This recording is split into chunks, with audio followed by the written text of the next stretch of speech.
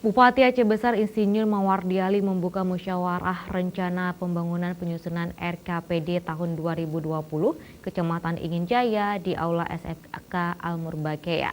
Kegiatan tersebut dihadiri Ketua DPRK Sulaiman, Wakil Ketua DPRK Ansari Muhammad, Wakil Bupati Tengku Saini Awahab, Sekdakap Aceh Besar Dr. Andes Iskandar, para staf ahli Bupati, para asisten Sekdakap, kepala SKPK, para camat, dan tokoh-tokoh masyarakat.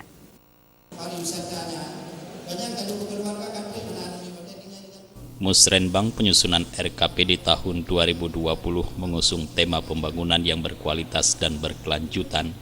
Kegiatan Musrenbang kecamatan tersebut secara maraton akan berlangsung pada 23 kecamatan di Aceh Besar yang diawali dari Kecamatan Ingin Jaya.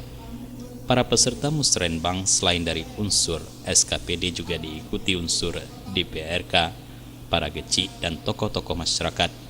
Bupati Aceh Besar Insinyur Mawardi Ali dalam sambutannya mengemukakan perkembangan pembangunan di kabupaten tersebut dari tahun ke tahun terus terjadi peningkatan yang sangat signifikan sesuai dengan visi Aceh Besar saat ini, yaitu terwujudnya Aceh Besar yang maju, sejahtera dan bermartabat dalam bingkai syariat Islam.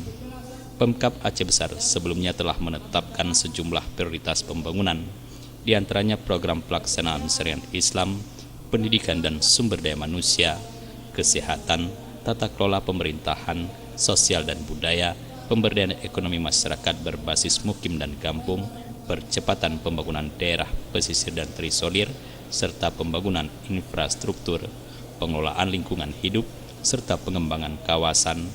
Program pembangunan prioritas tersebut diminta harus mendapat perhatian semua pihak, baik oleh SKPD maupun pihak swasta dan masyarakat. Melalui musrenbang ini kita inginkan bahwa sistem perencanaan kita adalah perencanaan yang terintegrasi, perencanaan yang betul-betul adalah berbasis kepada kebutuhan atau aspirasi masyarakat.